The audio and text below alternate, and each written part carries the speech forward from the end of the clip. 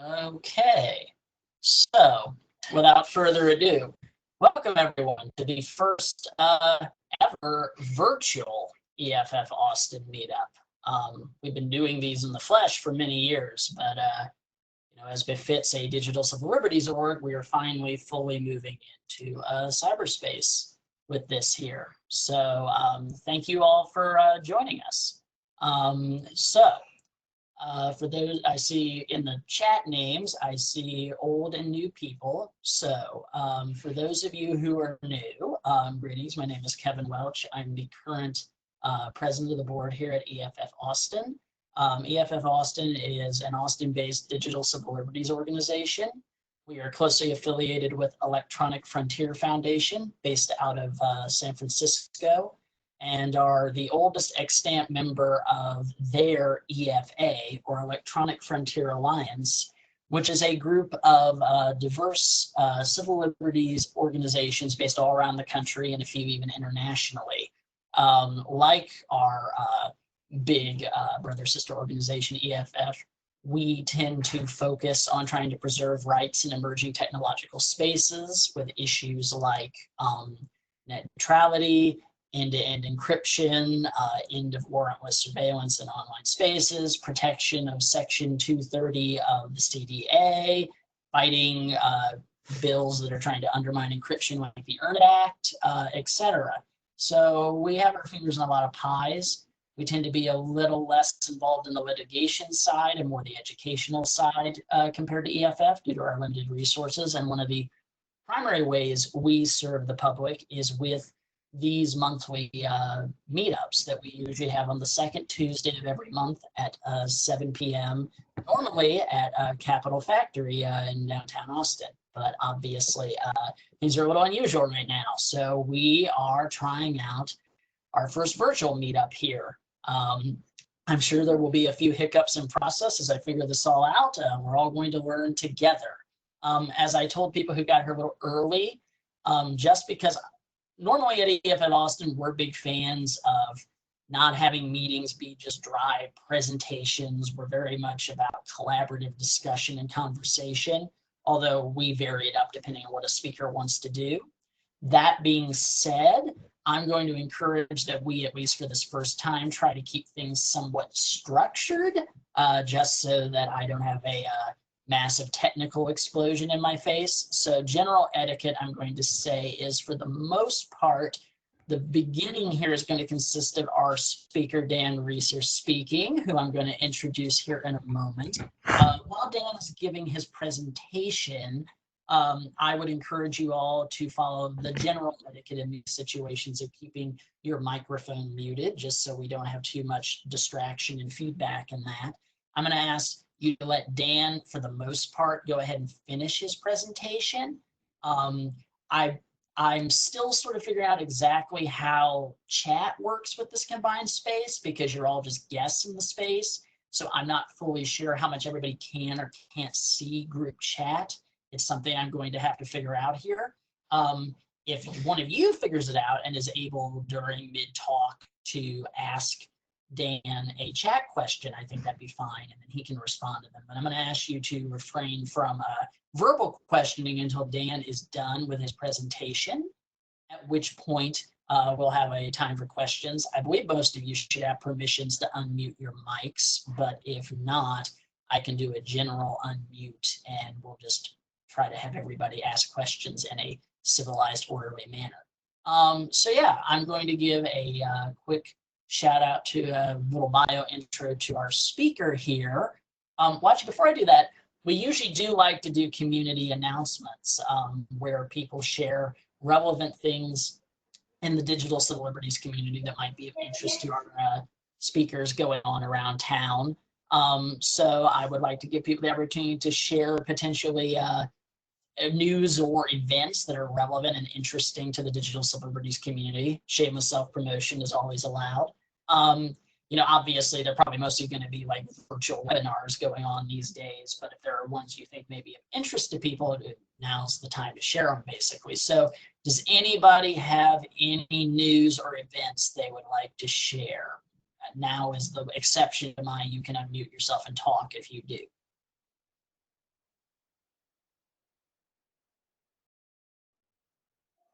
Okay. Hello? Hello, who's that?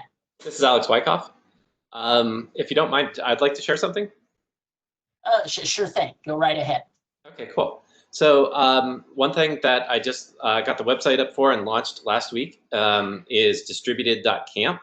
And that is a virtual conference that's going to occur at the end of May. And it's going to include technologies like IPFS, DAT with a Beaker browser, I2P, and WebTorrent. So that is, I think, fairly relevant to the space. And hopefully you all will check it out. And if you find the time and interest, please register. I mean, that sounds great. I don't know when you're in. Do you at all have access to the chat option or no? I'm looking for it. Yeah, because I wasn't sure, and there was supposed to be somebody from Cat Factory in the meeting tonight to help me with technical problems, but they don't seem to be here. So it may be that only I in the space can do that. I'm trying to think of the best way. Let me tell you what I'm going to do. I'm going to quickly give you my email, and then you can email me and I can update the event announcements. Or actually, if you have the event announcements, like on Meetup or Facebook, you feel free to share the link there, and then I can disseminate it to the other ones. Oh, awesome. Thank you so much. No problem. And yeah, as I said, the number one thing I will get answered from Capital Factory here is figuring out if we have more robust chat with guests or not. We'll get that figured out. Yeah, so thank you so much. Anybody else have any announcements?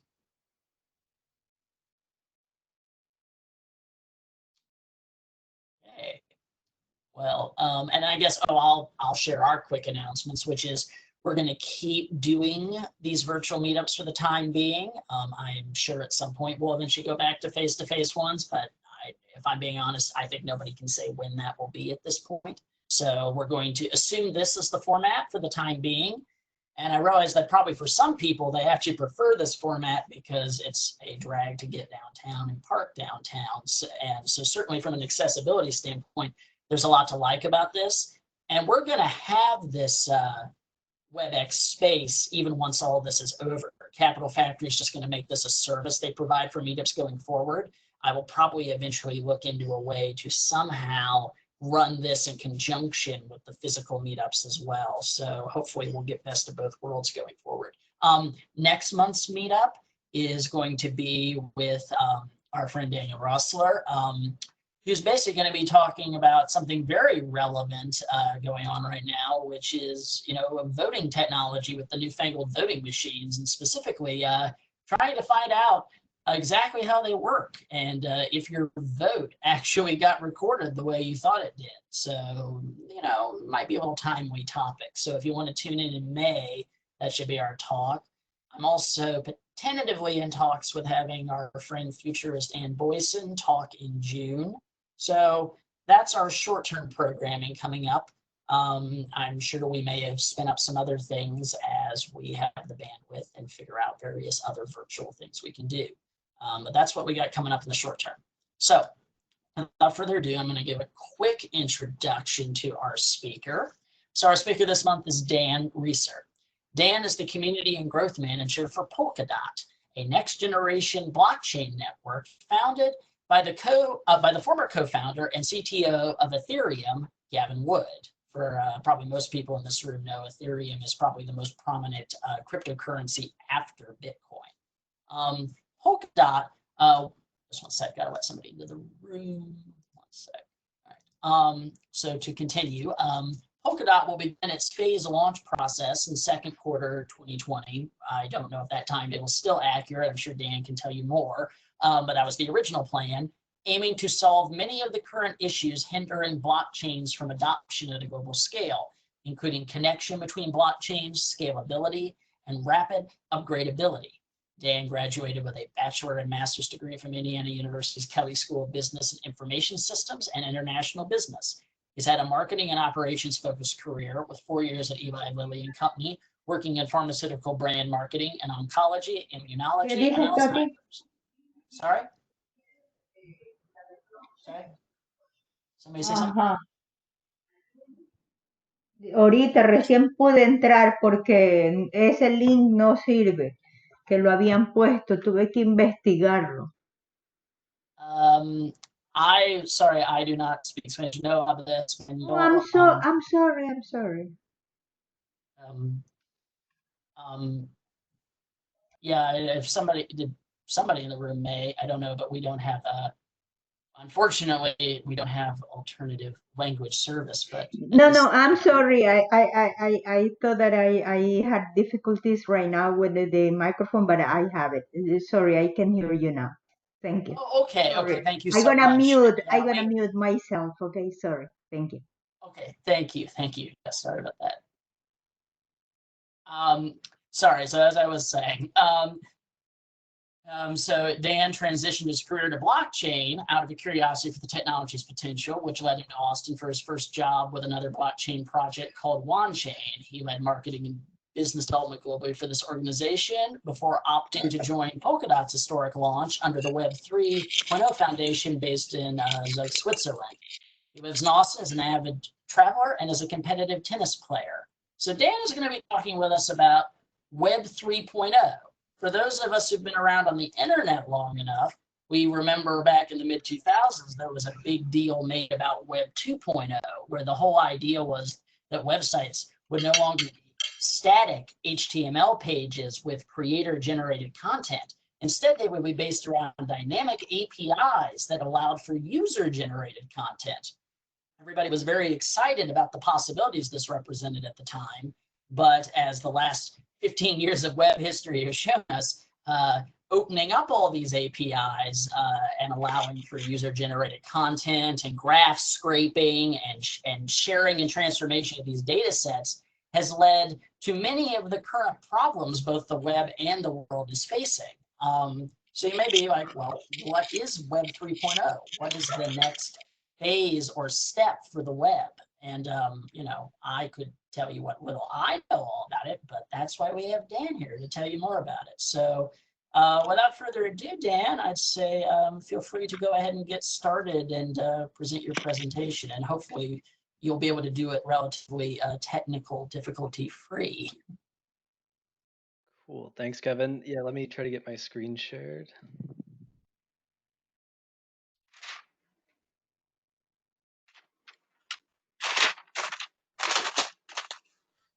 All right, I can see your screen share, so hooray.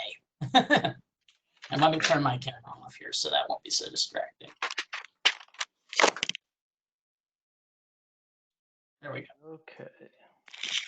You can see my slides? Yeah, I can see it just fine. We can see it. Awesome. Yeah, it's pretty readable to me. I think it's the right size. Okay, sounds great. Yeah, thanks, Kevin, for having me.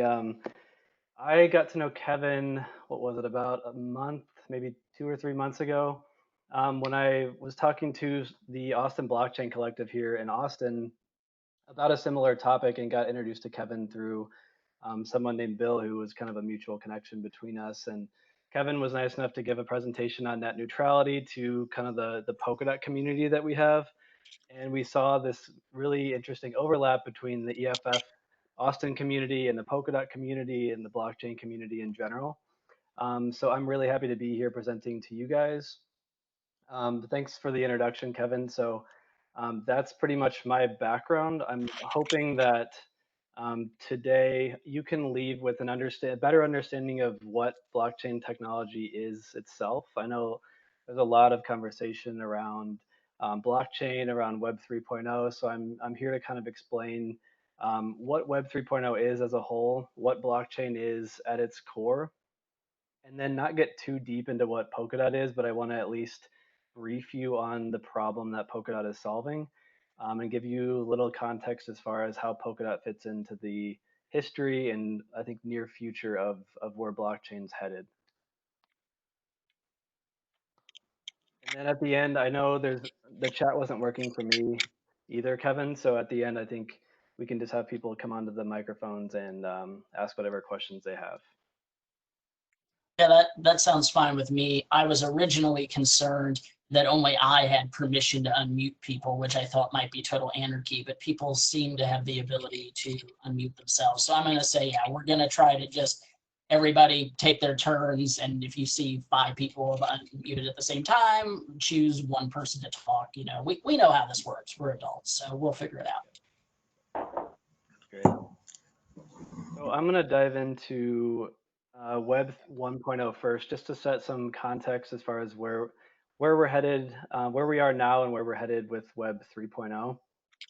So obviously the internet started back in the 60s and 70s, but around 1990 is when we started to see, kind of like Kevin just touched on, a read-only internet where certain technologies came about, like you see at the bottom, like TCP, SMTP for email, internet browsers, but this was a kind of a basic internet that was read-only, meaning that most people, like consumers, parents, grandparents, type of technological capability, were only able to consume what was on the internet and not necessarily write information in to the internet as it stood.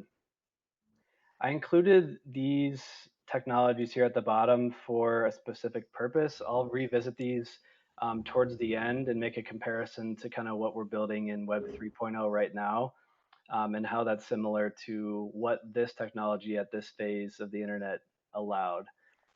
At this point, you had a lot of networks that were operating in silos, like the early internet networks in the United States. Eventually, these networks were connected through these technologies, and then obviously eventually grew into this global internet that we have today. So these low-level protocol type technologies are one to remember towards the end of the presentation. Then, as we moved into the early 2000s through today, we had a ton of innovation. We had what those technologies, what those low-level protocol level technologies allowed was a growth of the application layer. So we had applications and networks like Facebook and YouTube and Instagram all pop up and create this connected network that we have. It allowed for massive explosion in global e-commerce. It connected individuals and created relationships across the world, and for a lot of people, improved the quality of life that they were experiencing and are experiencing today. At the same time, the internet started with such grand purpose, but quickly kind of shifted to this model that's so profit driven and really created these monopolistic um, organizations that are so focused on kind of squeezing the money out of the data that they're collecting on you and I. So this has brought us to, and I know I'm preaching to the choir here about privacy, but this brought us to kind of where we are today with the time after time data breaches or privacy concerns. And I'll bring up a few more examples of that in a second, just to highlight the need for organizations like EFF and for technologies like Web 3.0 companies are building right now to shift the power back away from these monopolies into and back to kind of the individuals. Another important piece to bring up, as Kevin mentioned, the election coming up this year. I've actually been keeping a note in my iPhone of every time I see an ad. So if it's on Instagram, if it's on TV, but just trying to make myself aware of the technology of the advertising that I'm seeing through the technologies that I consume. But it's just something to keep in mind when you think back at 2016 and what happened with Cambridge Analytica. And it's just something to be aware of, I think, for all of us heading into this election year.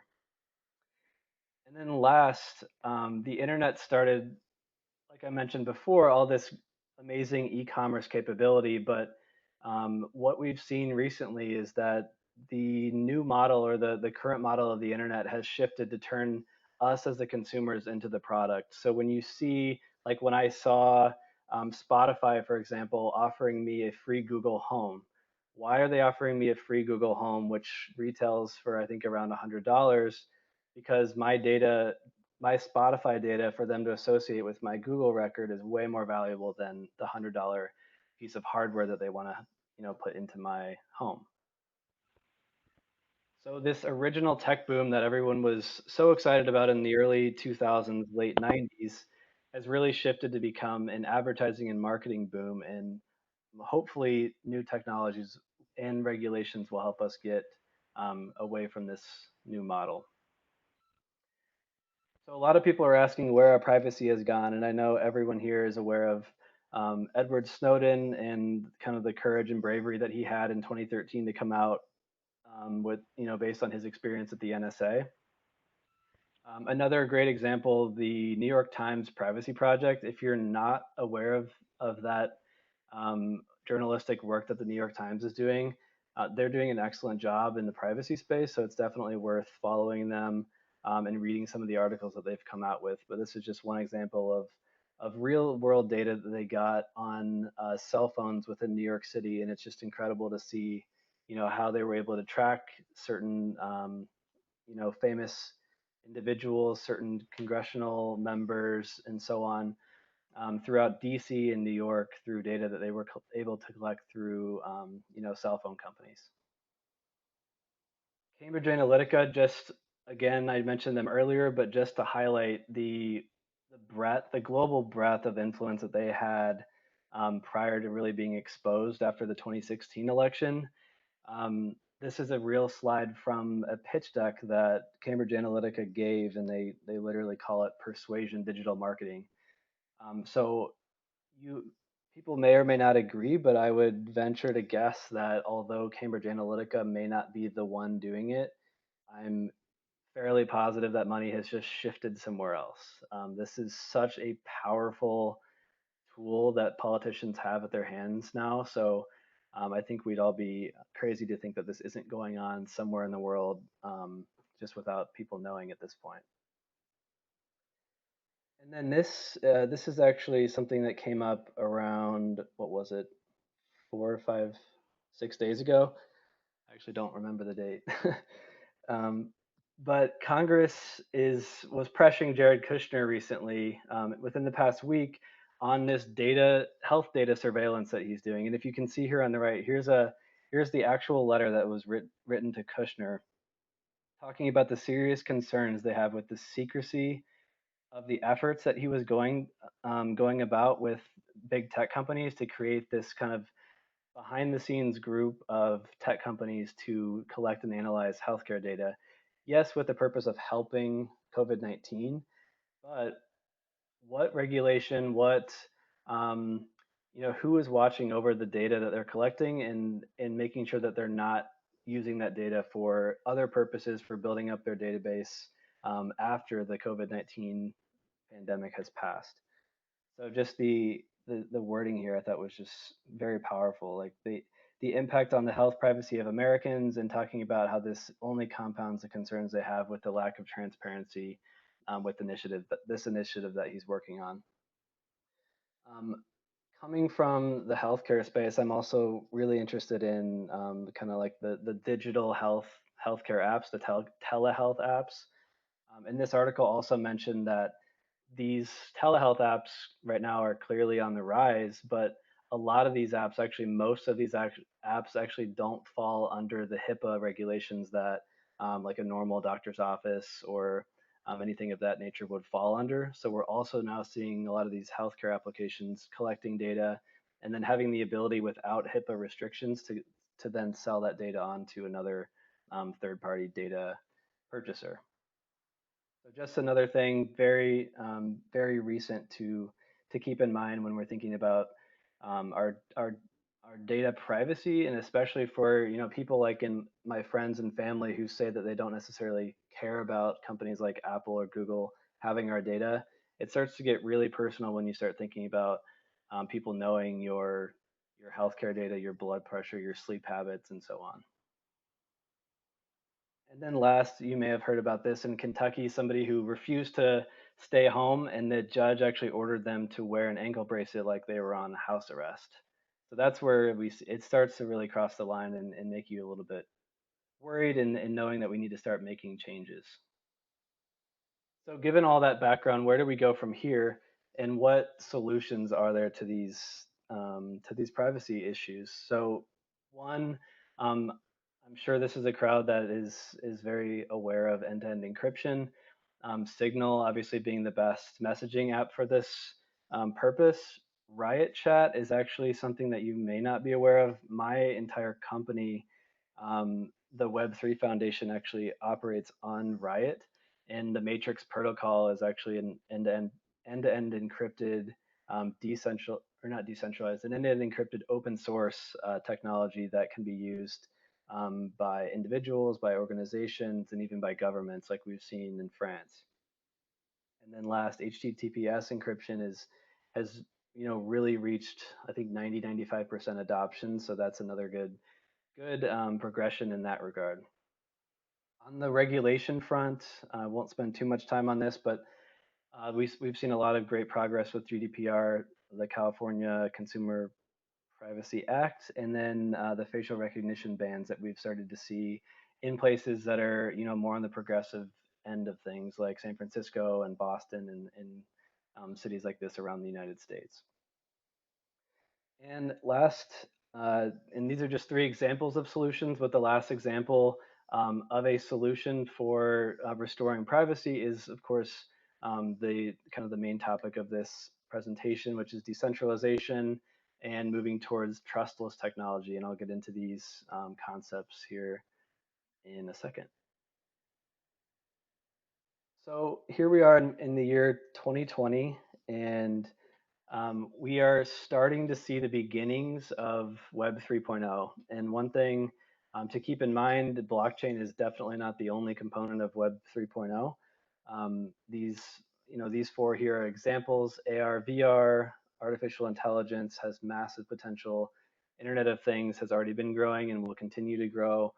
And then blockchain and cryptocurrency will play a major role, especially at the foundational level, in what Web 3.0 will become down the road.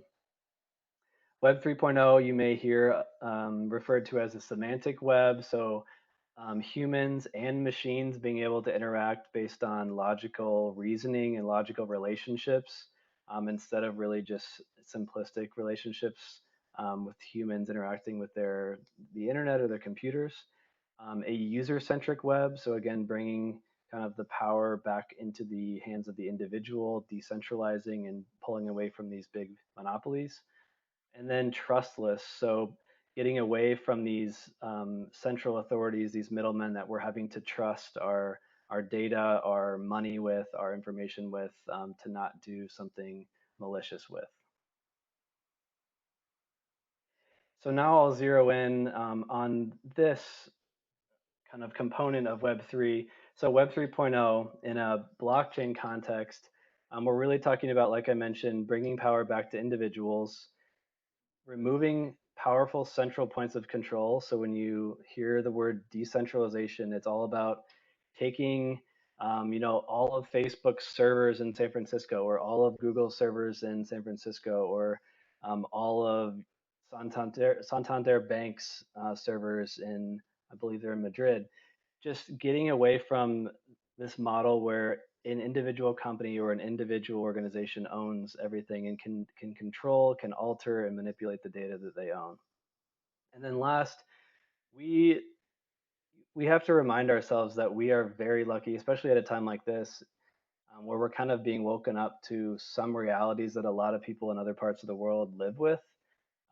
We are lucky enough to, I think most of us on this call are lucky enough to earn US dollars, to live and save and earn US dollars. And we have access, because of that, to the banking system. We have access to the equities market. We have access to a lot of financial, financial freedoms and benefits that a lot of people in other parts of the world, South America, Africa, Southeast Asia, you name it, there's so many people who don't have the luxuries that we do and don't have access to banks. So one of the interesting use cases of blockchain is being able to bring this financial participation to individuals who may not be able to do so using the current system.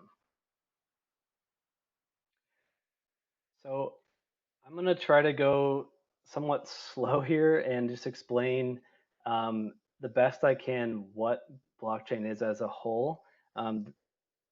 Many of you may have heard and know what blockchain is, so I apologize, but for those who may not be as familiar, I'll do my best to explain kind of the basic idea of what blockchain or what a blockchain is.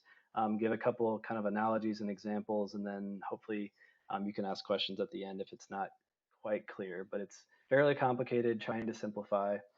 So a blockchain at its core is a digital chain made up of blocks of information hosted on a decentralized and distributed network of computers that cannot be altered or changed.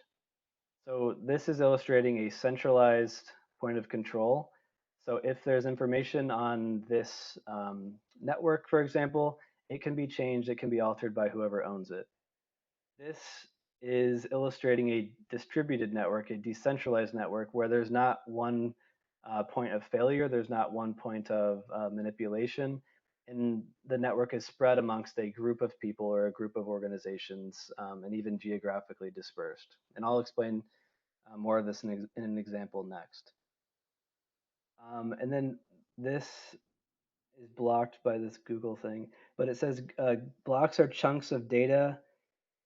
Sorry, I can't read this. Basically saying blocks are. Hide that. If you click hide, you can hide There that. we go. There we go. Thank you. So blocks are chunks of data collected over a specific period of time. So let me get into this in just 1 second. Here's an analogy that was explained to me once and really kind of made sense as far as what this blockchain is, what this ledger is. So a blockchain is very similar to this concept where imagine yourself at a poker table, or imagine just watching these people play poker. After every hand, everyone records the results of each hand in their own notebook on the side. So they're keeping tallies of who has how many chips. After the full game is complete, all the players agree on the chip counts and they finalize that game. So after game one, they all compare their notes and they say, yep, you're right. Let's consider that a block. So that period of time was one game, and that block has been agreed upon by all all 8 players, and finalized as a block and added to this hypothetical blockchain. They played 2 more games, and after the second game, they also took notes and agreed upon the results. After the third game, they did the same. And now after the third game, they've all agreed 3 times. They've created 3 blocks of information based on those 3 games. But now one of the players, Kelly, is trying to cash out, and she's claiming that she has $100 more than she is actually owed. So here's the benefit of using a blockchain or using a ledger of information from the past that was agreed upon by multiple people. So everyone goes back and checks the records from the 3 previous games that were finalized and agreed upon by the group. Kelly's request is declined by the network. It's declined by the 7 other people because she didn't actually earn $100 more than that. She was then paid what she is truly owed. So hopefully that explains kind of how this ledger works and how the network, imagine these being servers and having to agree upon a specific, a specific unit of information in a specific period of time. So sorry for the busy slide here. Here's just like a little bit more of a real example of a blockchain example, very basic, but these are now, I'm giving it a date. So each block is one day. So you have April 12th. It shows the account balances. It shows what happened during that period, and then it shows the end account. And of course, the end moves up here. So now here's April 13th. This block was finalized. This information was kind of agreed upon by the network and set in stone after this day. Then we came over here, more action took place, finalized. Then we came to the 14th, everything happened, finalized, and then the 15th. So we ended with me having 500K, Kevin having 0, and Bill having 4.5 million. So here's those 4 blocks, and these 4 blocks, these 4 days of information or transactions have all been added to the chain of blocks, creating a blockchain. And this blockchain could technically be hosted on a centralized server like Facebook or Google or any honestly, any Fortune 500 company today, they own their servers and they own all the information. But these, if you can see these colors here, this blockchain is also, in this case, let's say it's added to this decentralized network. So just like the poker table, these are all the poker players. They all know exactly what happened in the pink block, in the blue block, in the orange block, and the teal block. And they all have agreed upon what happened in the past and what happened in the blocks preceding each specific block. So think back to this centralized server. Now let's imagine let's imagine Bill owns this server and he wants to be paid 500K more. So what's stopping him from going into the record, deleting this transaction, updating it to say that I paid him $1 million, and then he runs away with his 5 million? It's really no different than um, the exposure to hackers that we've seen with organizations like Equifax. It's no different than some of the accounting scandals that we've seen in the past, because when people own the database, they own the data, they can do whatever they want with it. Now here is a kind of a visual, and apologies if this is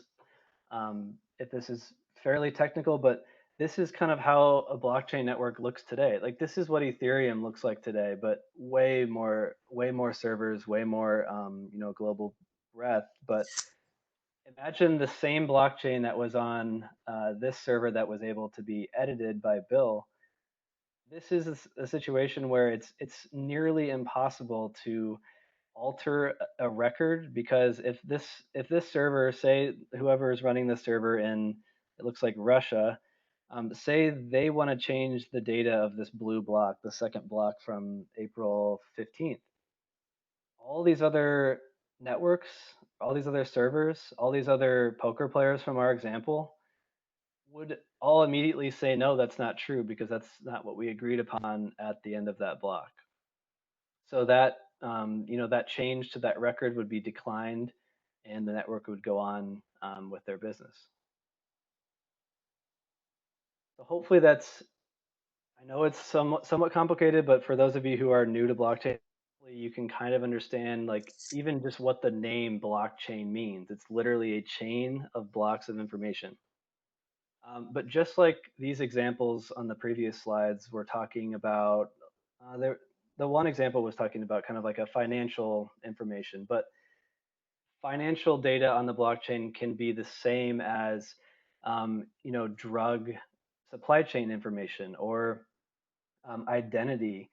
So in this case with identity, this is a very interesting topic that a lot of these blockchain organizations are working on, which is the concept of you owning your own identity in some kind of a digital wallet. So instead of like, it blows my mind that we still, like, I still have to worry about a piece of paper for me to get out of like Germany to get back to the US. If I lose my passport, I'm screwed and I have to go to the American consulate or whatever to get my new passport to get home. But imagine hopefully in the next 10 years, I have my passport in my encrypted digital wallet on my phone.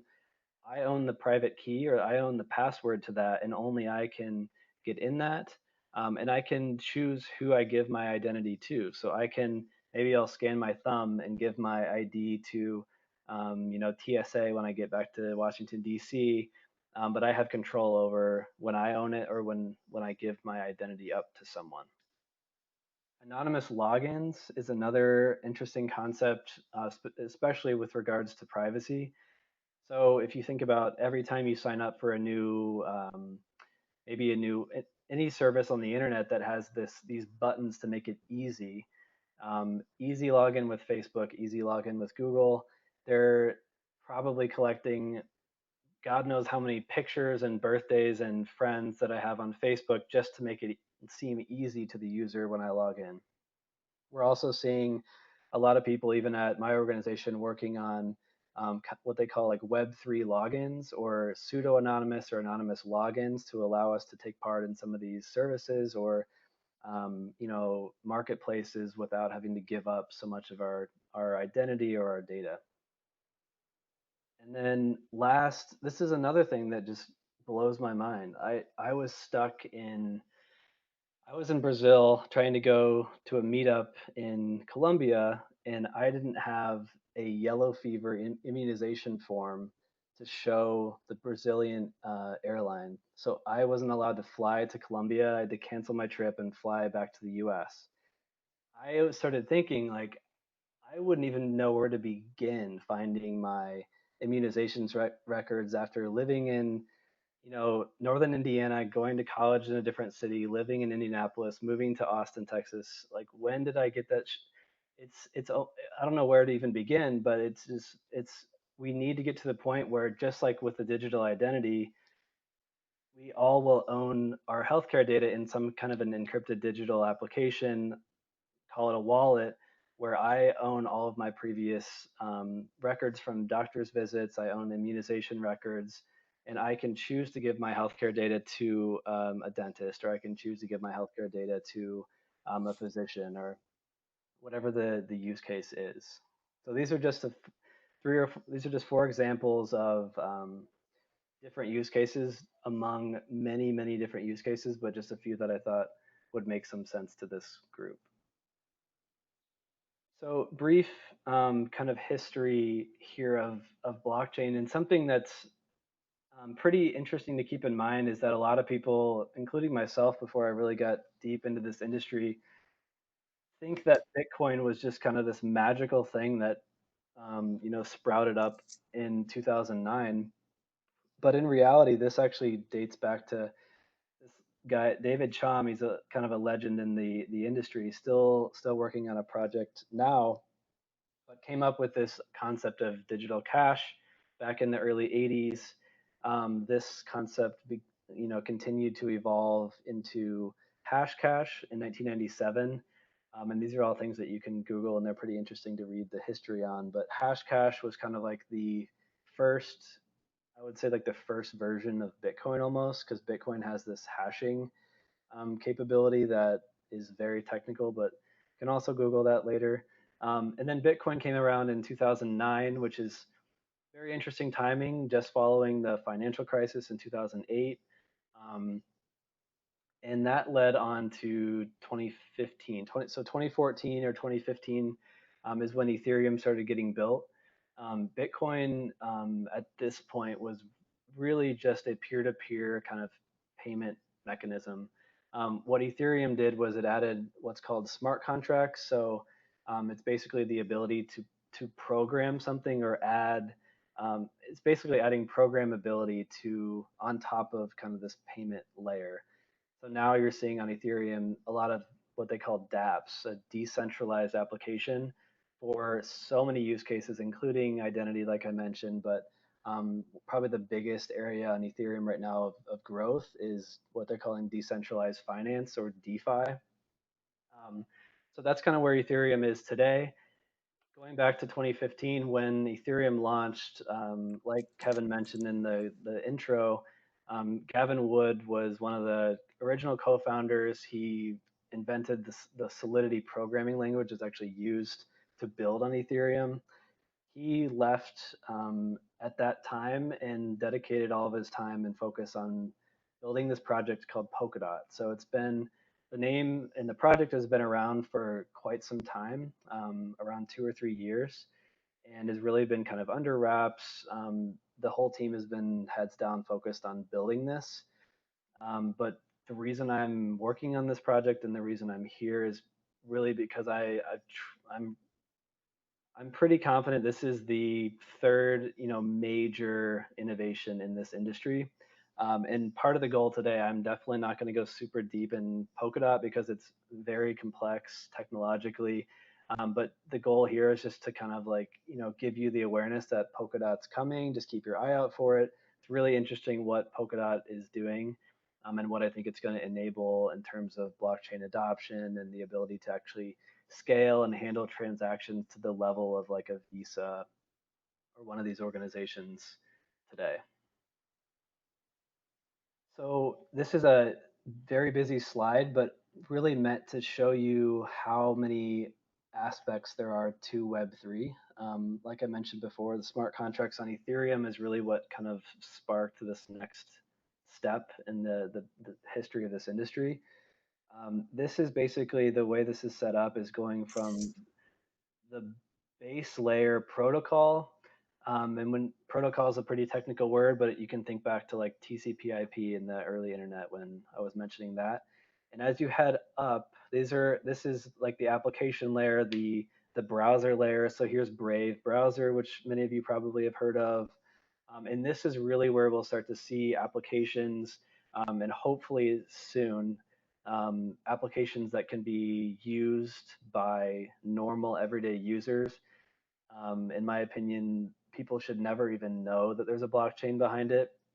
If they do know, it's probably a problem because it's probably not a great user experience.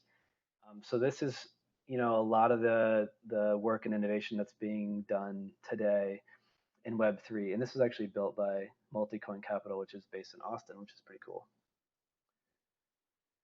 So the history going from Bitcoin to Ethereum to now, before Polkadot is launched, this is currently the way the blockchain the blockchain ecosystem is operating. Everything that's being done on Bitcoin is separate from everything being done on Ethereum, which is also separate from everything being done on Tezos, which is another blockchain platform.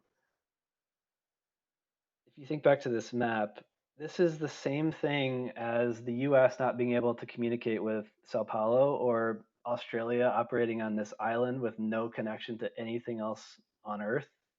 And same with every other continent. This is how the blockchain organization is operating today, and a big reason why you haven't seen like full mainstream adoption of blockchain and all the promise that it has. So this is why I was mentioning this part of the slide earlier. These technologies helped connect internet networks of the 90s.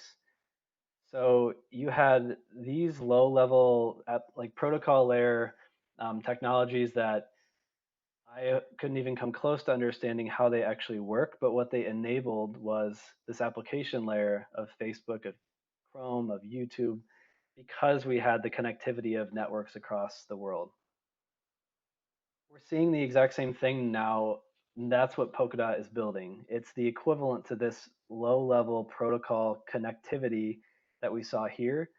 We're building consensus mechanisms. We're building what's called cross-chain message passing. We're building bridges to existing networks, which all this stuff is not going to be consumer-facing.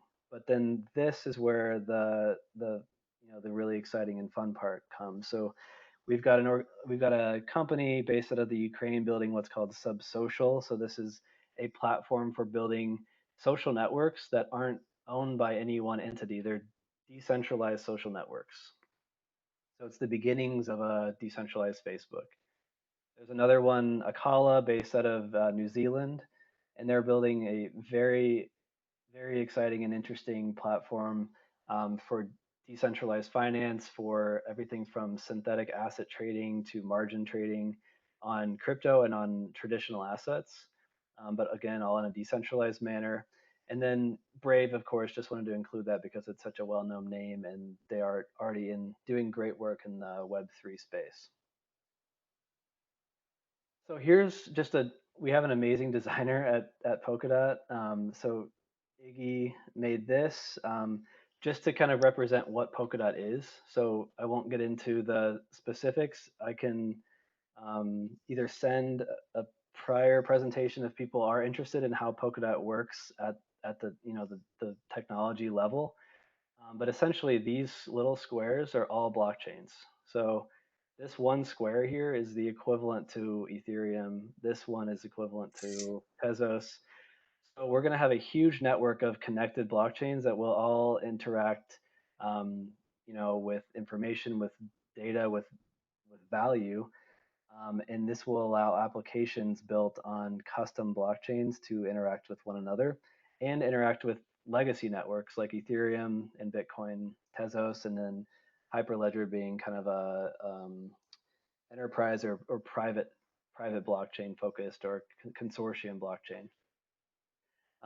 this is getting into the weeds a little bit, but just to explain kind of why I and a lot of people are so excited about what's coming with Polkadot, just because it's finally connecting everything together at its basic, at the basic notion.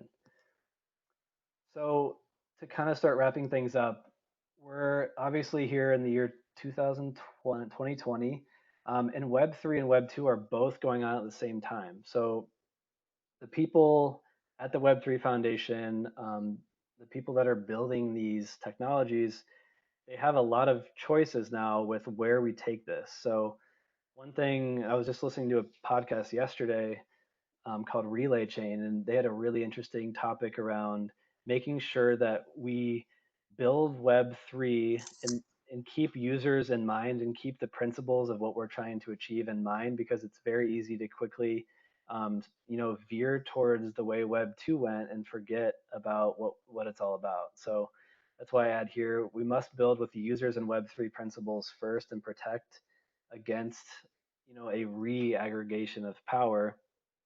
The same thing that happened with Web 2 at the application layer, at the company layer, when things started shifting into the hands of these big monopolies. This is kind of similar to what I already mentioned before, but just to reiterate that blockchain in general it's going to take some time. Polkadot, like I mentioned, is a protocol layer. It's kind of the base layer that all these incredibly smart developers are building on top of. So when you think about if you ask, how does Polkadot help, how does Polkadot's decentralized or blockchain technology help privacy? It's more so that we're building like these building blocks for developers who are going to build these applications on top.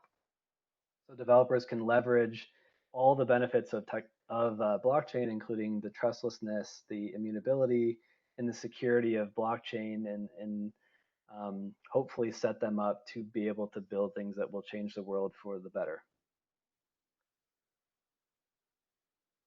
That is it. Hopefully you learned something new. I included a few things, like always like to include just little tidbits that might be interesting to you. So of course, on the privacy front, you guys are already doing better than 99.9% of the population. Coming to meetups like this, the Great Hack was huge for me to watch when I watched that last year. So if you haven't seen that yet, it would definitely hit home with you, especially with the election happening this year. Privacy Project from New York Times I mentioned, Brave and Signal. And then if you're interested in learning more about Polkadot, happy to talk to you about that. And then if you are technical, we have a very talented technical education and kind of developer advocacy team. So substrate.dev has a lot of tutorials, so you can actually follow step-by-step instructions and spin up your own blockchain in a matter of probably 30 minutes, 45 minutes, which is pretty cool. And then Bill from the Web3 Foundation, he was a technology and blockchain professor at the University of Pittsburgh, and he left that role to move to Switzerland, and now he's heading up our technical education for the Web3 Foundation, and he just kicked off this class. It's actually happening every Wednesday. So it's happening tomorrow, week 2. So you're only 1 week behind if you do want to get into the technology, but also he's starting with the basics. So the history, and then each class is around 20 minutes or so. And then there's a little homework assignment. So that's actually it's really good and really cool. And I'm doing it myself. So if anyone's interested in doing that, you can just Google Web3 MOOC and should be able to find more information on that. And then here's my contact info if you want to talk for any reason. And I guess now we can open it up to questions.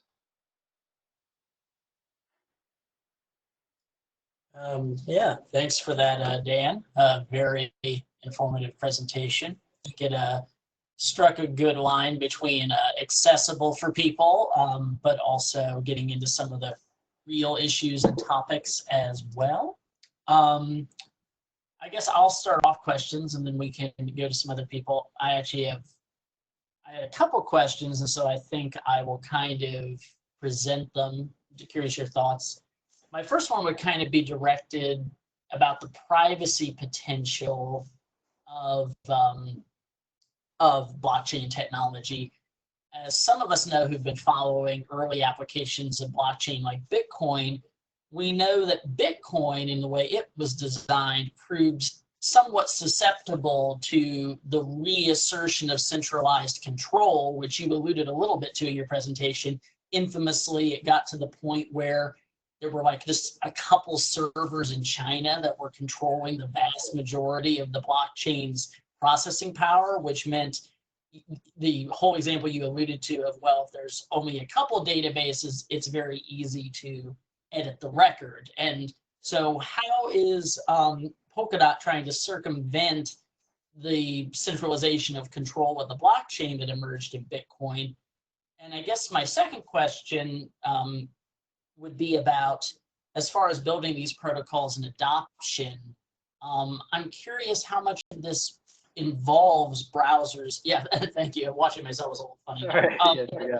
Yeah, how I'm curious how much this involves browsers like Brave providing support for the protocols to drive adoption. Like I think about how we now with modern web browsers have things like session local storage to replace the limitations of, you know, cookies from the 90s.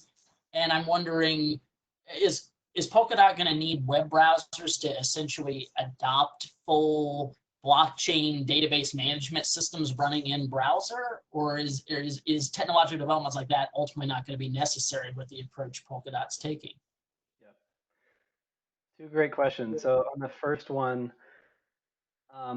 so basically you're saying that Bitcoin mining became really centralized, and how is Polkadot going to solve that? So that's a great point. The way that Polkadot is approaching that issue is that, first of all, Bitcoin, and this is getting into the technical weeds, so apologies, but it kind of requires that kind of an answer. So Bitcoin is ran by what's called proof of work. So that's why there's so much computing power that needs to go in, and why there's so much money to be made by people who, you know, aggregate as much computing power as they can to win or to get rewarded in as much Bitcoin as possible. Polkadot is, and what Ethereum is moving to, as run by what's called proof of stake.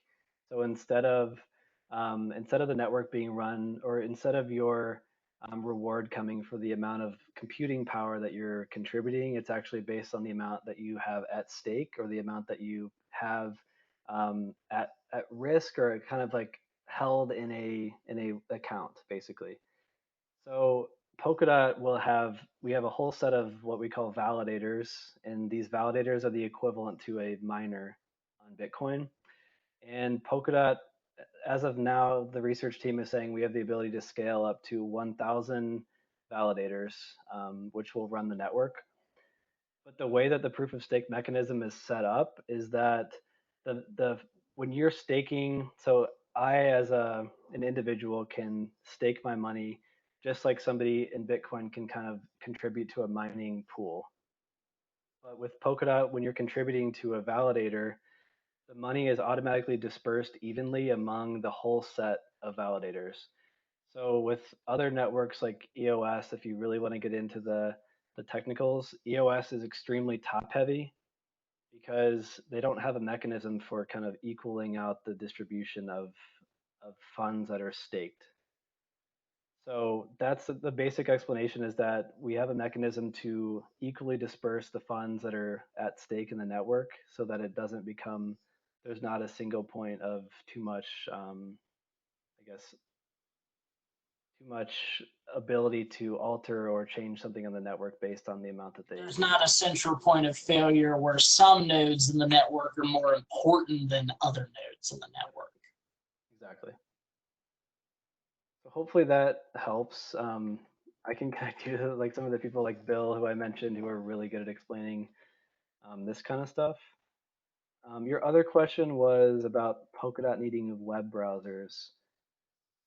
So this is also probably over my head in terms of the tech. The best answer I can give is that you will need a browser, you will need a UI to be able to interact with Polkadot. So right now, Polkadot actually has a kind of a mirror network that's already live called Kusama. And if you go to Polkadot, I believe it's polkadot.js.org, you can already, that's the UI right now, and you can already interact with the on-chain governance that's live. This is where you set up your validator node. This is where you nominate or stake with the validator on the network. So yes, I'm fairly positive that a browser or a UI is needed. And that's where, like I mentioned, a Kala network or any of the other test nets that are coming up from these projects that are building on top of Polkadot, that's where all their test nets are too in terms of their UI. It's all on that Polkadot.js browser. So hopefully that's kind of what you were looking for. Yeah, no, I think those were great answers. And yeah, I realized they got a little technical, but, you know, I figured we need to go a little bit into some more technical just because, yeah, you know, those of us who have followed it a bit have heard things like the limitations of Bitcoin. And, you know, as I've always told people, you know, I've been aware / following blockchain technologies like Bitcoin for quite a while. So, you know, I hear the stories about the limitations. And the way I've always put it is I'm very bullish on all the potential behind blockchain. I'm just skeptical on Bitcoin as a specific application of blockchain. So it's very exciting to see you guys trying to, you know, really iterate it and learn on maybe some of the early noble attempts that may ultimately not succeed. So yeah, no, that was definitely, I think, a nice intro without going deep into a research paper level to my questions there. So yeah, who else has some questions for Dan? I guess unmute yourself and try to keep it polite and civil and don't make me be forced to mute any of you. But yeah, who has a question for Dan? If I could. Yeah. Hey, what's up, Dan? We met a while back at the Basic Attention Taco Meetup. And just so folks know, you might look at my ID card and it says BMO Studio, but during my day job, I happen to be the product manager in charge of rewards for Brave. So just a point of clarification. Shout outs. Yeah. Well, it's nice to meet locals who are into this. And I just wanted to add a slight point of clarification. We don't run any blockchain like hashing or anything else like that inside of the browser proper. We do use zero knowledge proofs, but that's very, very into the weeds. It's just to say that your CPU is not grinding because of stuff that's strictly related to rewards, just in case that helps. A lot of that's handled server side. So it is a thin client in that regards. And I think that Dan brought up a really good clarification that like some kind of UI will probably be needed. But I think it's a very fair point to say, do you call it a browser or not? Is it a browser because it points at a technology hosted over the internet? I mean, does a chat system count as a browser in that instance if it's using, say, HTTP and WebRTC to send messages back and forth, right? Where does that line blur? I think it's a really good question to ask. But I guess to take the point you're sort of making there about, like a thin client, really the heavy lifting is going to be done by the protocols that enable this technology and let the network communicate. Each individual client really doesn't need that much going on to be able to interpret the network and the protocol and make it human interactable. Yeah, I think that there's always going to be a flex, and Dan can definitely speak to this as well. That there's the amount of heavy lifting that's done. You can have a thick client, and you can hash Bitcoin and at the same time interact with it. And same with Ethereum, right? That like you can do that, but you don't have to. You can also delegate out to exchanges and et cetera to do some of that heavy lifting for you. Right, and I think that's important, especially because if we want to see widespread adoption, the reason that we currently have an internet, say like for social media, dominated by a Facebook and not people running their own individual WordPress blogs is because, well, you have to have a technology as simple as Facebook if you want it to win the adoption war. So I think if we want to see this adopted, it can't involve being a really technical nerd like a lot of us are in this conversation. It's got to be really easy to use. Yeah, well, yeah, great question. Who else maybe has some questions?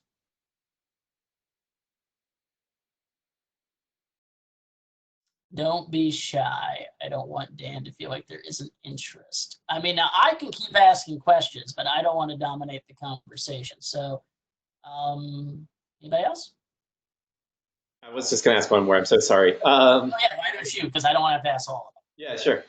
So Dan, I was wondering if you could clarify for me, does the network necessarily need to run on top of TCP/IP, or could you use like something else underlaying it? Like, for example, if I wanted to use Tor hidden services, or more specifically like I2P, and they use their own kind of like special routing protocols that don't kind of run quite in the clear. Could you clarify on like, what kind of stacks, like transport stacks, can you set this on top of? Yeah, I actually can't answer that. I was actually going to ask the same question to our team today. Um, I'm not 100% sure if Polkadot can run on a network like Tor, but it would be really interesting. Um, what what I can do is I have your contact info. Let me just follow up on that and get an answer. But I think because I think it would be good for both of us to know. Totally, and it'd just be good to keep in touch anyways for social. For sure. It's good seeing you again. You too. We got some other people that have questions, and feel free to jump in at any time. I will keep trying to think of interesting things to ask until they're not good questions anymore. But by all means, we want to hear diversity of opinion, and so especially if you're somebody who maybe isn't quite as much on the technical side and doesn't want to ask these deep technical questions, but just really has questions more at the what are the implications for my life, for society. I mean, just we try to encourage that conversation here as well. So don't feel like you don't have a good question just because you don't know how a hashing algorithm works. And it'd be But yeah, interesting to hear from somebody who didn't know what blockchain was prior to today, if they have any questions or if that helped. Because I did my best to make it understandable, but it's I tough. mean, speaking for myself, I thought you did a good job. And speaking from at least one person who I know has been tuning in and participating, they said that your explanation was very clear. So I think you did a good job on that front. Hey, can you hear me? Yeah, I can hear you. I come from a totally different area, and that's investing. And that's why I got on here, because I'm an accountant, but retired, and now I'm an investor. And so, and I love tech. But so I was looking at this for the companies that are building and developing and that kind of thing. And then, Dan, you had a slide there with a lot of companies involved in the 3.0, right? Yes. Where would I go to get myself educated on these type of companies and what they are and who they are and that kind of thing? It's a great question, and Alex can probably help me with this, but there's not a shortage of companies building in this space, that's for sure. Yeah, and I mean, to that point, it kind of ties into what I was sort of thinking about too. For those of us who believe in the potential of this, but want to know who's actually doing good work, who are the people that if we sink a few thousand into them now, we might not regret that in 5-10 years' time? Yeah, I definitely don't want to give any investment advice, but well, no, I understand. Asterisk not fiduciary advisor, understood. A lot of these. So one thing I really do like in terms of the way the industry has progressed is that we're getting away from the 2017 hype, and a lot of these organizations now are raising legit money from VCs and from really educated investors. In San Francisco, in Europe, all over in Asia. Yes, it's somewhat difficult, especially if you're not very technical, to identify what's real, what's legit, and what's not. Yeah. I can send you at least. So Multicoin Capital is based in Austin. They're a really great place to at least just start, like reading some of their reports. I think they even do like investment type reports. So they're a big, they're in Austin, but they are a global, very big name in the space and highly respected. So they have a couple guys that lead that, their fund or whatever they call it. But they're a great place to start. They're the one who actually created that diagram that I showed. So that's Oh, at least a place to get in and start looking up some of these organizations or companies. As far as investment, like maybe talking to them, picking their brain on what they think are the best up and coming platforms or applications. Um, on the other hand, okay.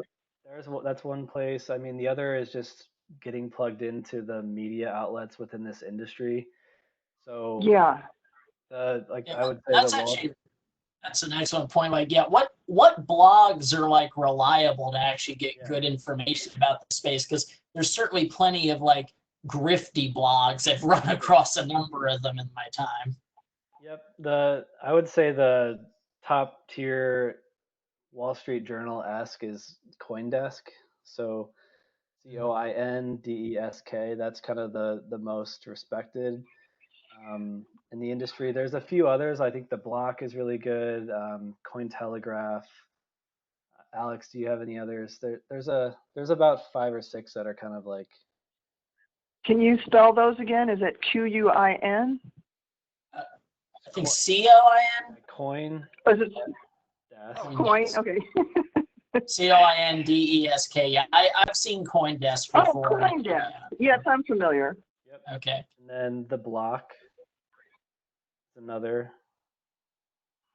Cointelegraph is another.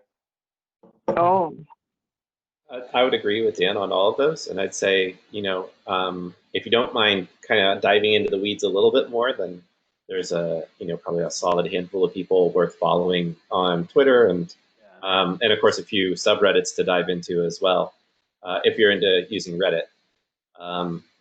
They have their mix of hype and truth, and somewhere in the middle, but yeah. Is there sort of anybody who's an equivalent in this space to like Bruce Schneier in the security space of like the guru who's the person you should be listening to?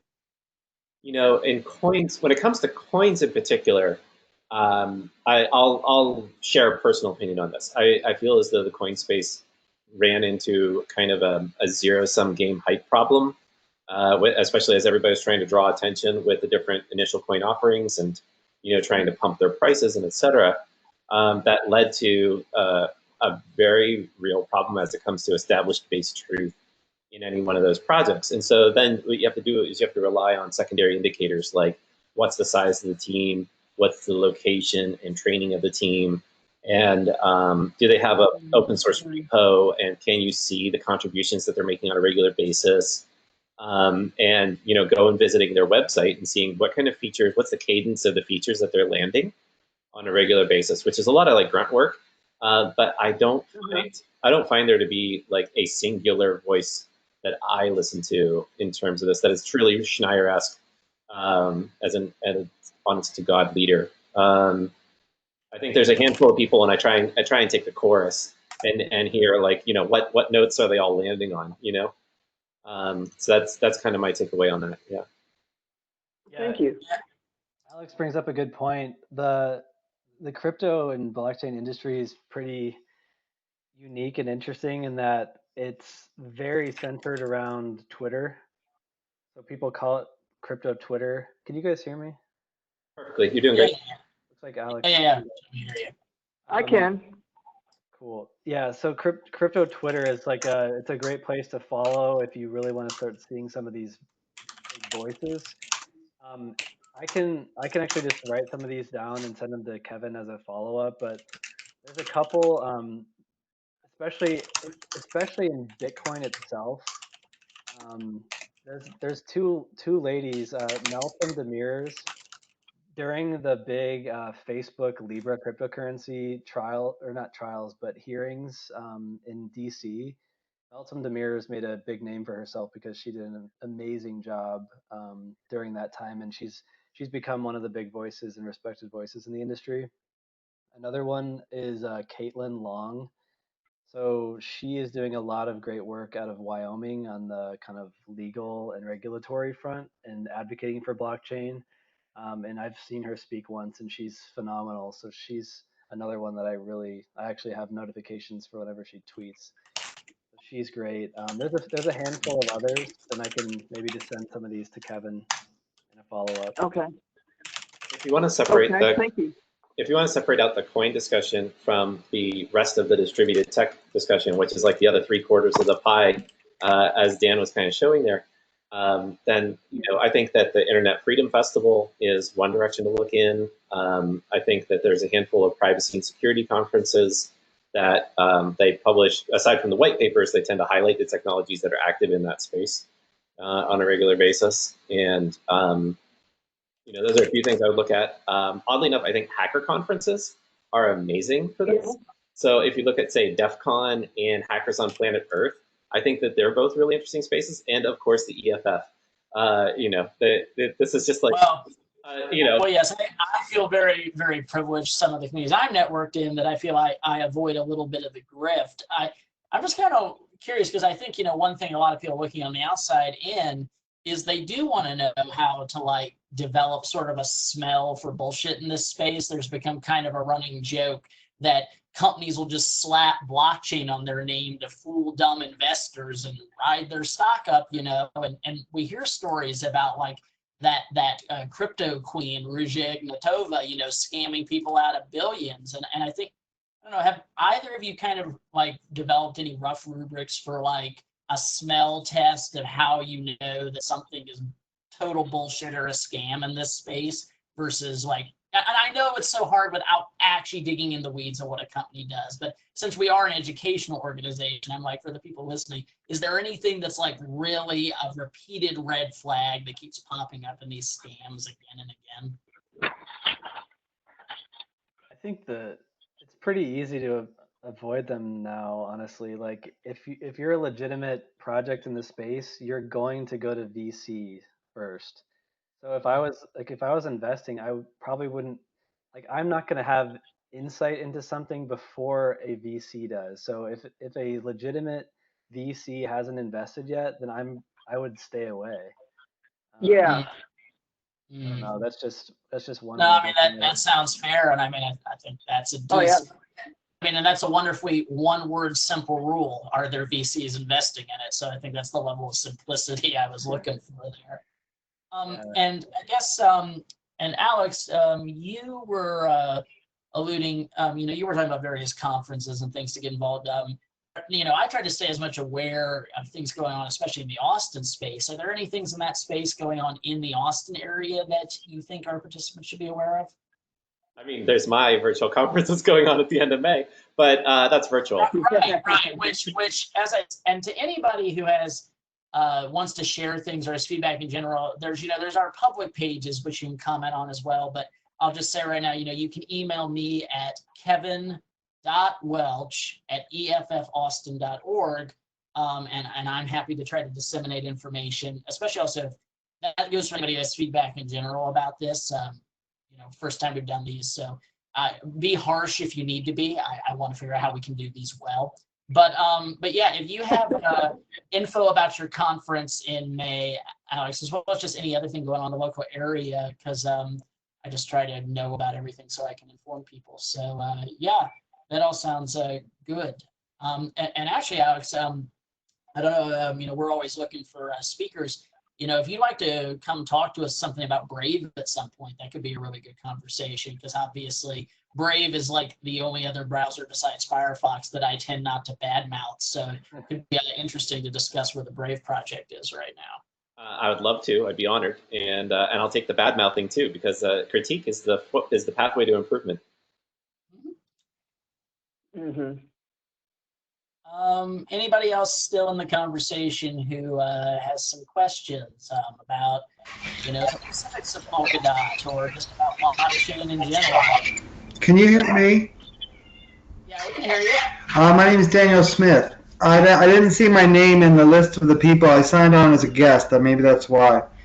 Well, I see you there, so you're here. We can hear you. Okay, that's fine. I was watching Polkadot for about a year now, and I actually wrote to Gavin Wood back then, and I was asking him about how it was working, because in 2017 there was a very large interest, in 2018, in privacy coins. Not meaning privacy in the sense that you're talking about privacy in the EFF, but people basically being able to hide money or keep their coins private, so everybody didn't know where their funds were particularly.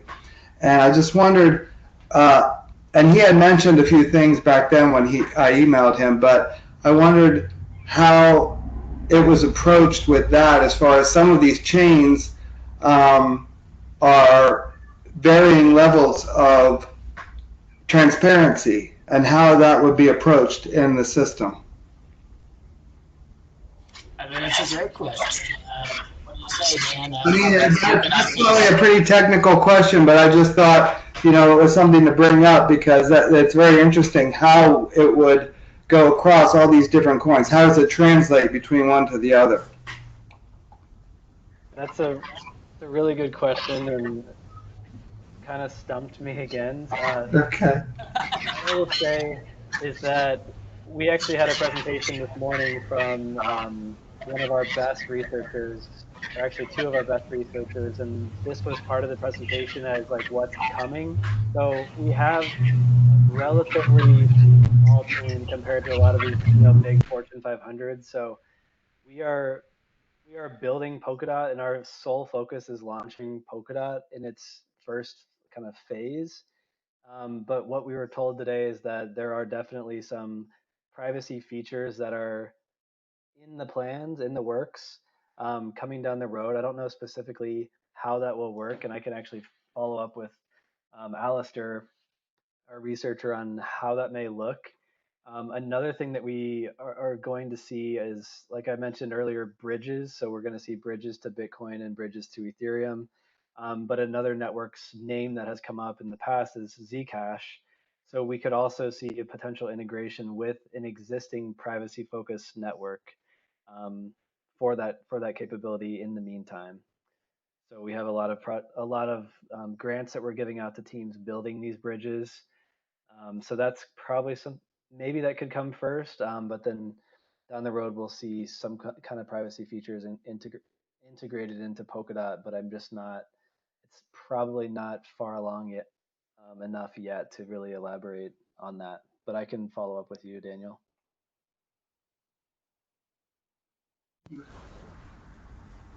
Can you hear me now?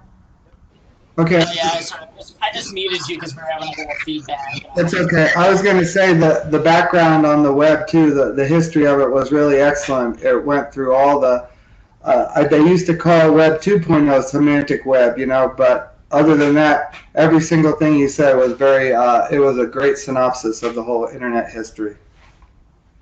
Here, thank you. Okay, thank you. I'm going to go off now.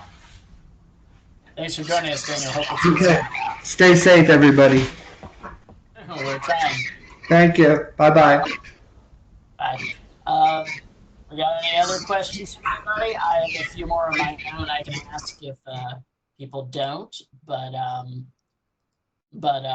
if anybody has any questions, feel free to chime in. All right, so I have a few potential questions. One would be, obviously, for anybody whose financial power or social power benefits from the Web 2.0 centralization, both of financial markets under central banks or under social networks via a Facebook or whatever, as far as the centralization of advertising revenue, people like this aren't necessarily going to like the rollout of these technologies. I'm curious, I'm sure Polkadot, your staff are very smart people. You're all aware of this. I'm curious what Polkadot is doing to sort of try to head off at the pass any potential attempts to kill these technologies in their infancy from those who really would not want to see us pivot in this direction. Yeah, that's a great question. So a couple of things. So first, I think, the reason why Bitcoin and Ethereum have had such success so far is that they are just by definition a decentralized technology that is impossible, nearly impossible to stop.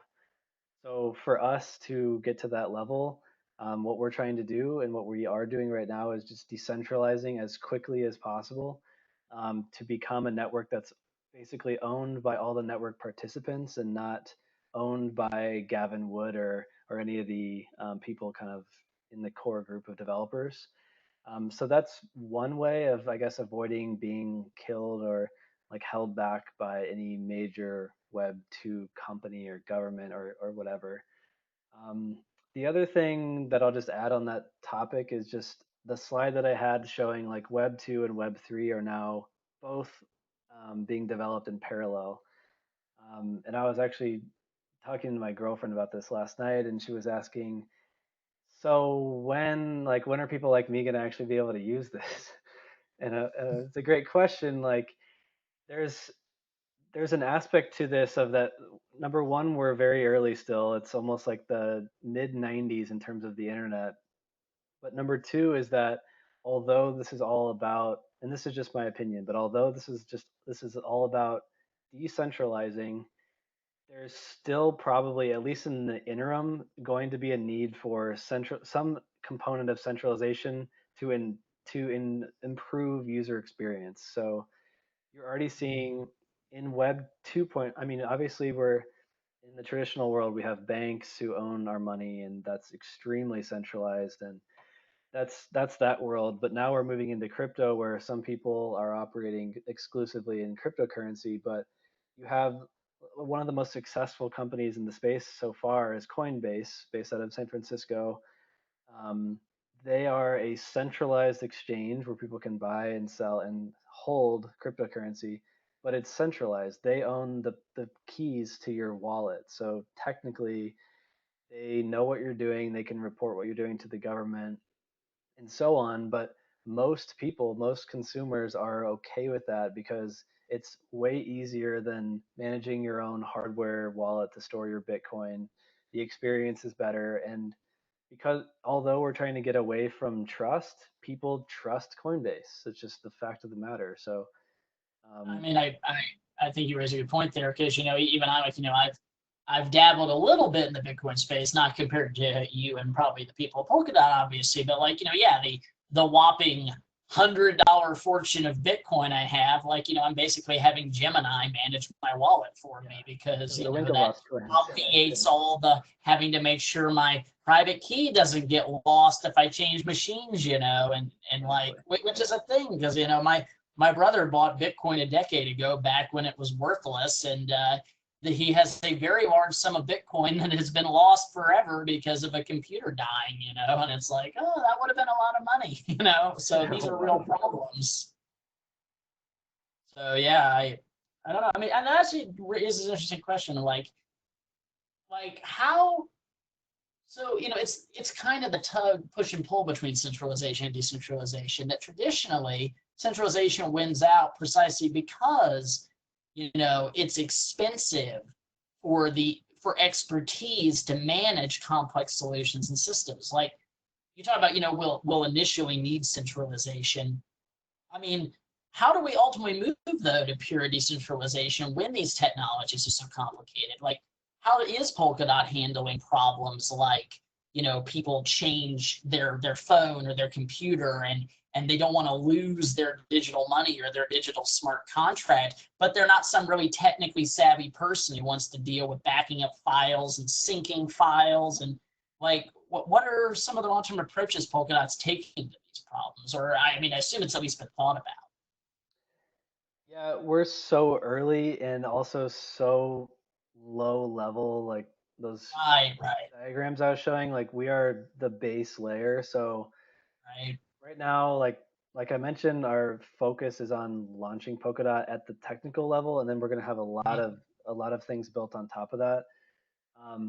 But there's it's a need. It's a need across the industry of like how do we create applications that are scalable and usable by my grandparents. Like my my grandma texts me with emojis and it's easy for her. Like and she loves it because Apple made it super simple and understandable. But now like I'm pretty technically savvy and a lot of these decentralized applications, I don't even want to get close to, because it's just like a bad experience. It's too hard to use.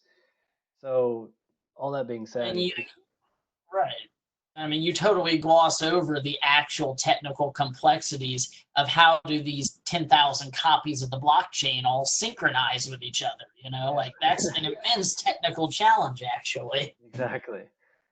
So yeah, when you think about like private or security of your wallet, I mean, I know Alex could probably vouch for this as well, but like in this industry, when you're working with like different public chats and things like this, it's actually somewhat common to see people like in, especially like in Bitcoin or some of these older cryptocurrencies, like a lot of people will ask for even customer service, or like where do I go to recover my password? And it's like, that's not how it works. Like if you lose your private key, there's a reason why people say to back these things up, because if you lose it, there's no bank customer service desk to ask for help. Well, right. It's like when people move into like using a two-factor and a password manager, it's like the consequences of losing your password are a lot more, you know, on the one hand, it's a lot more secure, but you lose your password once you move to that scenario, a lot harder to recover everything because the whole point was it was supposed to be secure. I know, exactly. Yeah. But yeah, I think bottom They're line. hard problems, and I appreciate that you guys are really low at the stack. So I'm curious, so this might be a more relevant question. So I assume when you guys launch here, there's basically going to be like, you know, an SDK of some kind. Like, is there going to be like a formal process for more application layer people who want to build apps on top of your protocol layer? Like, for anybody in this chat who's like, oh, I might want to start a startup based on this. Like, what is Polkadot going to be providing for people who want to play in the sandbox Polkadot's built? Yeah, that's an excellent question. So we have other. This is just a branding choice. Other networks have called it like the name of their network and then SDK. In Polkadot's case, because Polkadot is so complex and it's been taking 2-3 years to get this launched. In the meantime, our kind of sister organization called Parity Technologies, based out of Berlin, it's a huge dev shop of about 120 developers. They've built and have been using Substrate, which is basically our SDK for building custom blockchains. So you can think of, and Substrate has also been said by one of our validators on our network, for example. Their CEO said Substrate is Polkadot's biggest advantage or positive aspect, because it's unbelievably powerful for developers. It's basically like a modular framework for building custom blockchains. Um, One way to think about it is like, you know, the music EQ where you can dial up, dial down. That's essentially what you can do for blockchains now. And the comparison to legacy networks, like this is why it's such a leap in advancement versus what we're coming from. Because if you're building an insurance application, a decentralized finance application, or a game, and you want to launch an Ethereum, you get one choice. You have one blockchain to build on. It's not optimized for anything. With Substrate, you can literally build a blockchain specifically for a use case. So we'll see a gaming blockchain built specifically for the entire gaming application group. You'll see an application built specifically for DeFi or decentralized finance that's optimized for probably for security, for speed if possible, and so on. So that's basically the SDK is Substrate, and substrate.dev is where you can take tutorials, read all the documentation you could dream of. Right. And if I think I'm understanding correctly, like really that's almost what, you know, obviously Polkadot is offering a lot of things, and you know, certainly the ability of different networks to interface and talk with each other certainly will be a game changer, much like when the early little ARPANET networks eventually all got connected together and made the internet. But really, you know, and I'm thinking of this as a software developer, the fact that, you know, you are offering Substrate in this SDK for an SDK for building blockchains, that you know, to me really sounds like the potential game changer, because now you know, in the past, if I wanted to build my own blockchain network, you know, I'd have to basically learn how to do it all from scratch, reinvent a lot of the wheel again, and have to pray that I didn't make some security mistake that like a bunch of other people made and had learned from, but I went and made it again. It's like, you're being like, no, the best practices have been figured out, all the basic stuff, here it is. But, you know, now you have the hooks to get all that learned experience, but fine tune your blockchain to do what you need it to do. Exactly. So it's been nice to have too, because while Polkadot's been being built, we've given 100 grants for projects building either applications or tools for the ecosystem. And there's, I don't know how many now companies that have formed by building on Substrate or building with Substrate in the meantime, who are going to be ready to go once Polkadot's launched. Does somebody interested apply for one of these grants out of curiosity? It's grants.web3.foundation, and there's a whole process. So there's open grants, which is basically done through GitHub, and there's detailed instructions there. And then there's another one where it's application. I believe it's up to 100,000. So yeah, there's on the GitHub page. There's all these kind of instructions and outlines for kind of what they're looking for and stuff like that. Gotcha. And so I mentioned this a little bit in my intro to you, but what does the current timetable as far as Polkadot's launch look like? Is it still Q2, or have recent events pushed you guys back a little bit?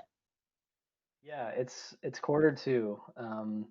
There's just kind of the running joke in the development world, which is just it's always 2 weeks from now. So we're I know that feeling. Yeah, so we're waiting. There's tons of prep work going on right now, and it is going to be happening very soon. And it's going to be a bit of a phased rollout. So we'll start with like what we're calling a beta. We'll move into kind of a network that's not yet fully proof of stake, called proof of authority. Move on to proof of stake, beginning decentralizing more and more. And then eventually Gavin actually gives up what's called the pseudo. So like he gives up his kind of I don't know, highest level rights to the network, and then token transfers are enabled, and the network is kind of off into the wild and taking on its own life. So. And I guess, one final question I'll ask here, which is for people who aren't necessarily interested in building their own applications on top of Polkadot, but kind of want to get in on the ground floor of the ecosystem and seeing and being able to play with what people will build for the ecosystem. What is the best way to sort of, when it launches, get involved with the ecosystem? Are there particular tools people should download? Like what's the way for somebody who doesn't necessarily want to build, but wants to be an early adopter and player in this ecosystem? What paths should they look into? One, probably the best way for a non-technical person to get kind of integrated into the core of the community is we have a Polkadot ambassador program. So we've got about 198 people now across 43 countries. And these are only 40% technical, 60% are non-technical. So these are a lot of people who are interested in helping, for example, set up meetups in different places once we can all have meetups. There's also people who are writing blogs for us, translating materials into their languages. And it's a very powerful and tight knit group of people. We have calls every 2 weeks. People check in on kind of the latest that they're working on, and it's a good way to find out like new projects, ways to get involved. The other one is just probably following us on Twitter and then following our newsletter, because you'll see through those channels, you'll see new projects that are launching. Maybe there's a test net that people want you to start interacting with, which we've seen recently with a couple of the up and coming projects. So probably just following our newsletter and Twitter is another good way to just keep abreast of what's going on. Gotcha. Well, we're starting to run toward the end of our 2-hour block here. Does anybody of our stragglers still hanging around? Does anybody have any what questions they want to ask Dan? It's fine if the answer is no, because I figured I was trying to ask all the questions I thought any of you might have. And, thanks everybody for being patient with us. This has all been a learning process. We will have a video of this talk that I've been recording all this. I'm going to see about having Cat Factory upload it to the normal YouTube channel where these things end up. So, hopefully you'll be able to watch this later. And, obviously you can follow EFF Austin on various social media. We're on Facebook, Twitter, Meetup. We have our own website and mailing list and stuff. So yeah, we hope you'll keep following along as we all figure out this whole thing together. I'm going to have to put out a more general announcement about this, but we were running into issues with chat early on, and basically chat is kind of limited with the setup Cat Factory's given us. I basically have to add guests as formal members of our space and not just a guest if you want to have access to the chat room. So we may do that for speakers or people who we know and have vetted as members of the community and not just first timers. We may explore that as we go forward. Yeah, and I guess finally, Alex, I really would like to talk to you more about both your meetup in May as well as just Brave and some of the stuff we talked about in general. I mean, as I said, I can repeat my email if you haven't got it yet, if you want to email me to get a hold of me. I got you. It's kevin.welch@EFFaustin.org, right? Yes. And if you go to EFFaustin.org, there's a link to our info email, which you can email me at if that doesn't work, though I don't always promptly check info, but I should get it at some point. There's also, you can message the Meetup group, the Facebook group, you can at the Twitter. Any of these should eventually net a reply from me or another board member at some nebulous point. Bada bing. Well, there we go. The one thing I wanted to say was thank you, Dan, for the presentation. This was really awesome. I felt like you covered everything at like exactly the right pitch, that where you're not throwing people into the deep end with like talking about hashes and all this stuff. So that was really great. And Kevin, thank you very much for hosting this. I am so very thankful that you're doing this because as a parent, it is difficult sometimes to like drive downtown. Like I'm in super Southwest Austin, like nearly Hayes County. So this is like so much nicer than having to drive into Capital Factory and Park. I know the feeling. I'm also Southwest Austin. I'm in Oak Hill, so like there you go. Yes, it's a bit of a drive for me.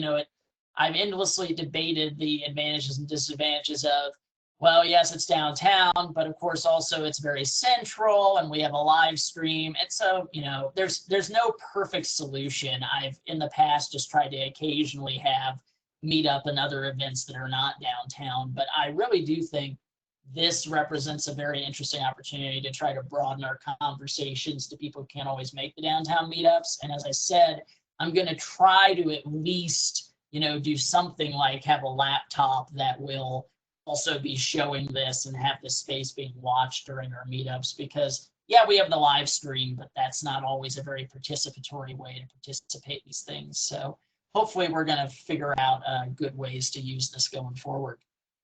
It's so very much appreciated all around. Thank you both very much. Yeah, well, thanks everyone who's participated for the wonderful questions.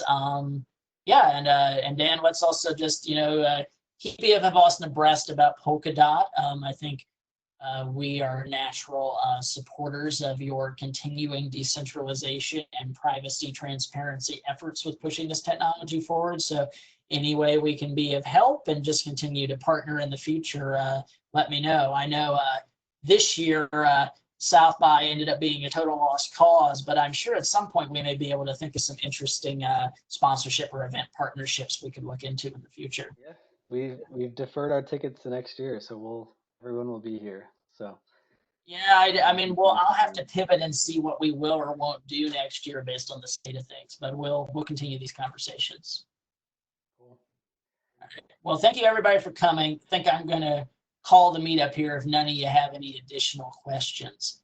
Thank you all so much. We will be back to this space in about a month's time for Daniel's presentation.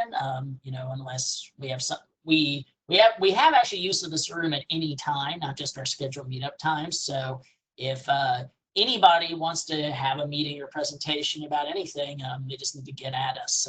We can schedule a one-off. So just let us know. Thank you all so much for attending. I'm going to stop the recording and we're going to sign off now. Thank you so much, Dan. Thanks for having me. Pleasure.